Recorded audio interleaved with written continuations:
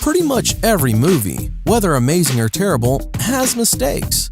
However, they tend to go more unnoticed in great movies, simply because everyone watching them is so engrossed by what's going on. So, here are 5 mistakes from classic movies that might have snuck under your radar. Let's start with the legendary film Braveheart. The famous Mel Gibson drama has repeatedly been criticized for the abundance of historical inaccuracies. But frankly, there are stupid slip-ups in the picture, such as swords and axes bending like rubber. However, perhaps the most obvious mistake is that the protagonist takes the trouble to ride horseback instead of riding in that car that mysteriously appears in one frame of the film. Did you know that in those days it was fashionable to walk in a cap? In this scene, Mel Gibson gets a sword out of nowhere. Here, he runs with an empty right hand, and in the next frame, he already has a weapon.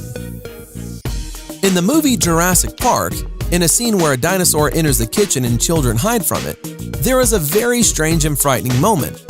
Someone decided to touch the dinosaur's butt.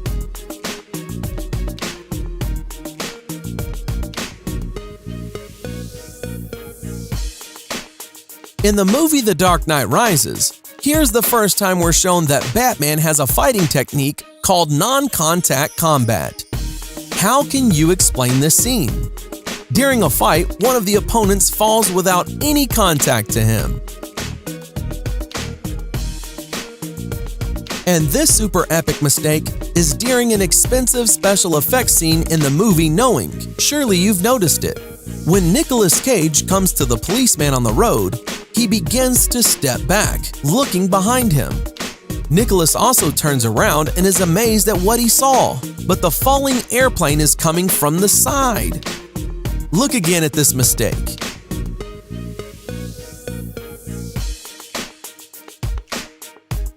How could they spoil such an expensive scene? Next, we have the movie Gladiator. The movie setting unfolds almost 2,000 years ago. During the Battle of Maximus in the arena, you can see how, in addition to usual spectators, a reporter with a video camera came to see the battle. I'm guessing he's streaming a live broadcast of the battle on Ancient Rome TV. It also turns out that in hot weather, people came to the stands with plastic bottles of water. Very prudent. Also, very striking is the shoes people are wearing in Ancient Rome. Apparently, we got the designs of modern soles from them as well. Today, some historians say that gladiator fights had elements of a show, kind of like wrestling now. And seeing as rivals stab swords at each other's armpits, you begin to believe it. But at the end of the movie, when the deadly wounded Maximus falls to the ground, you can see how his head is comfortably placed on a pillow of sand, to die with such comfort. But to be honest, it's no surprise that Maximus eventually died, because he had a very bad coagulation of blood. This can be seen at the beginning of the film when in Germany, he was injured by one of the soldiers in the shoulder. But here, he is in Spain, and the wound is still bleeding. Although to get from Germany to Spain, you must ride at least a month to get there on horseback. And again, hit the enemy's armpit. And poor Maximus at this moment, someone pours on the side with paint. And now the million-dollar question. What is wrong with this mother and son? Who noticed in these frames a stupid mistake? Write in the comments below. And in the aftermath, some more movie mistakes.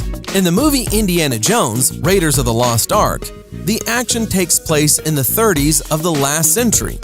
Here, Indiana Jones is sitting in the city of Cairo with a monkey, and in the background is a guy in jeans and a t-shirt. Unusual style for Egypt of the 30s. In the second part of Iron Man, Natasha knocks down her partner with a clever trick. However, at the moment of the trick, she turned into a completely different woman. In general, Iron Man 2 is a mystical film. Otherwise, how do you explain that Tony Stark's reflection in the mirror thrusts 2 fingers into his mouth before Tony Stark himself? And what other kind of movie mistakes did you notice, guys?